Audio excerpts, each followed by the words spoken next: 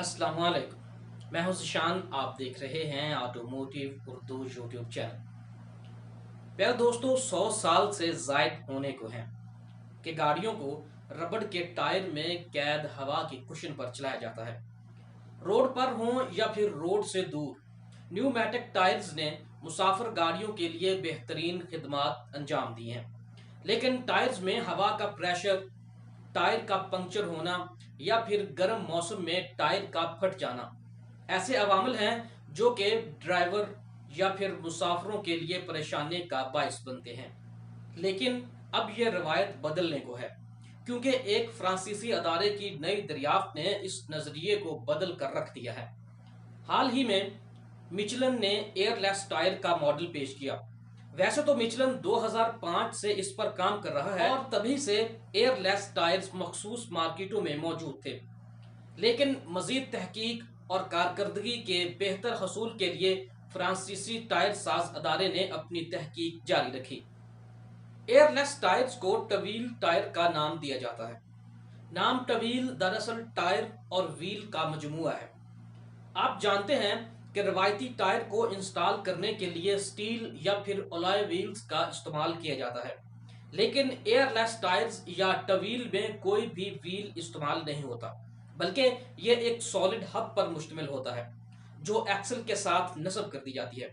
अगर हम टवील टायर्स की साख्त पर नजर डालें तो ये बाईसाइकिल के पहिए से मिलता जुलता डिजाइन रखता है। सबसे पहले अगर हम सेंटर से देखें तो एक मजबूत व्हील हब मौजूद है जो कि पॉलीयूरीथीन मटेरियल के बने सहारों में घिरा हुआ है। ये स्पोक्स या सहारे इस्तेमाल के लिहाज से मुख्तलिफ हो सकते हैं। मिसाल के तौर पर हैवी मशीनरी या बड़ी गाड़ियों की सूरत में हाई टेंशन स्पोक्स बनाई जाती हैं, जबकि छोटी या पैसेंजर्स गाड़ियों के लिए निस्बतन सॉफ्ट रखी जाती हैं। उसके बाद टायर का सबसे बाहरी हिस्सा होता है जो पॉलीयूरीथीन रबड़ के सहारों के गिर्द तनाव की कुव्वत के साथ लिपटा होता है। इसे shear बैंड या shear बीम का नाम दिया जाता है। ये किसी भी टायर का वो किनारा होता है जो कि रोड के साथ लग कर चलता है और इसी पर ट्रेड्स बनाई जाती हैं। अगर हम इनके ऑपरेशन पर नजर डालें तो हाई स्ट्रेंथ पॉली रेजिन की बनी हुई स्पोक्स लोड उठाने के साथ साथ टायर पर पड़ने वाले झटकों को जज़ब करती हैं। उसके साथ शेयर बीम रोड पर चलते वक्त पड़ने वाले दबाव को रबड़ के बनाए सहारों में तकसीम कर देता है, जबकि ये टायर को अपनी असल हालत में भी रखता है।